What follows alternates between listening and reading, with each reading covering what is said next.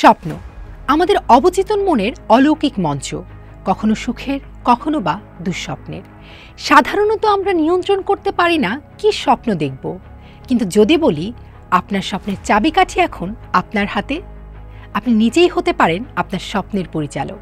জি, এমন এক পদ্ধতি আছে যা সুযোগ করে দেয় নিজের ইচ্ছে মতো স্বপ্ন দেখার, আর এই পদ্ধতিকে বলে লুসিড ড্রিমিং। মনোবিজ্ঞানের একটা মজার বিষয় এই লুসিড ড্রিমিং। লুসিড ড্রিম হচ্ছে এমন এক ধরনের স্বপ্ন যেখানে ব্যক্তি স্বপ্নের মধ্যেও সজাগ থাকেন এবং তিনি স্বপ্ন দেখছেন তা বুঝতে পারেন, কিন্তু ঘুম ভাঙে না। শুধু তাই নয়, অনেক ক্ষেত্রে স্বপ্ন দেখা ব্যক্তি স্বপ্নের ঘটনা, পরিবেশ, উপস্থিত ব্যক্তি সবকিছুই নিজের ইচ্ছে মতো পরিবর্তন করতে পারেন। এমনটা হয় মূলত চেতন ও অবচেতন মনের বিরল সংমিশ্রণে। লুসিড ড্রিম কোনো আধুনিক ধারণা নয়। প্রাচীন মিশরীয় সভ্যতার প্রত্নলিপিতেই ঘুমের মধ্যে এই চেতনার জাগরণ সম্পর্কে ইঙ্গিত পাওয়া যায়। হিন্দু ধর্মগ্রন্থেও স্বপ্ন ও গভীর নিদ্রার মধ্যকার সচেতনতার উল্লেখ আছে। তিব্বতের ভিক্ষুরা স্বপ্নযোগ ও যোগনিদ্রার মাধ্যমে স্বপ্নের ভেতর ধ্যান ও জাগরণের অনুশীলন করতেন। 1700 শতকে ইংরেজ লেখক স্যার টমাস ব্রাউন তার রিলিজিও মেডিচি গ্রন্থে লুসিড ড্রিমের অভিজ্ঞতা তুলে ধরেন। আর 19 শতকে ফরাসি চিন্তাবিদ মারি জ্যান লিও তার বই dream and the way to direct them, partial observation, এই বইয়ে তিনি প্রথম বৈজ্ঞানিকভাবে স্বপ্ন নিয়ন্ত্রণের ধারণা ব্যাখ্যা করেন। আমাদের ঘুমের আছে দুটি ধাপ, রেম আর নন রেম।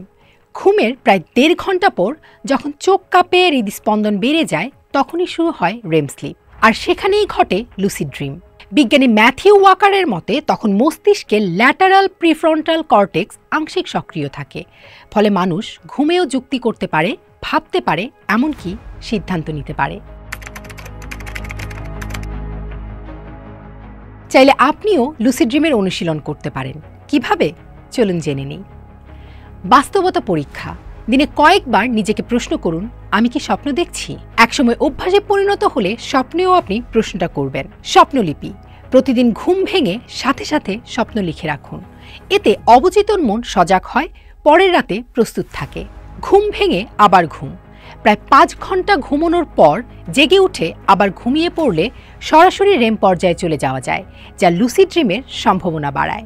মাইল্ড পদ্ধতি, ন্যামোনিক ইন্ডাকশন অফ লুসিড ড্রিমস বা মাইল্ড পদ্ধতিতে আপনাকে ঘুমোতে যাওয়ার আগে নিজেকে বারবার বলতে হবে, আমি আজ লুসিড ড্রিম দেখব। অবিশ্বাস্য হলে এটা সত্যিই কাজ করে। তবে সতর্ক থাকুন, যাদের মানসিক উদ্বেগ বা ঘুমের সমস্যা আছে তাদের জন্য এটি বিপজ্জনক হতে পারে। দীর্ঘ সময় লুসিড ড্রিমে থাকার ফলে বাস্তব আর স্বপ্নের সীমা ঝাপসা হয়ে যেতে পারে। তাই মানসিকভাবে স্থির না হলে এই চর্চা না করাই ভালো। লুসিড ড্রিম কোনো অলৌকিকতা নয়, এ এক বৈজ্ঞানিক বিস্ময়, যেখানে ঘুমের ভেতরেও মানুষ নিজেকে খুঁজে পায় নতুনভাবে। স্বপ্নের জগতে জেগে থাকার এই রহস্য হয়তো মানব মনের পরবর্তী অধ্যায়ের চাবিকাঠি।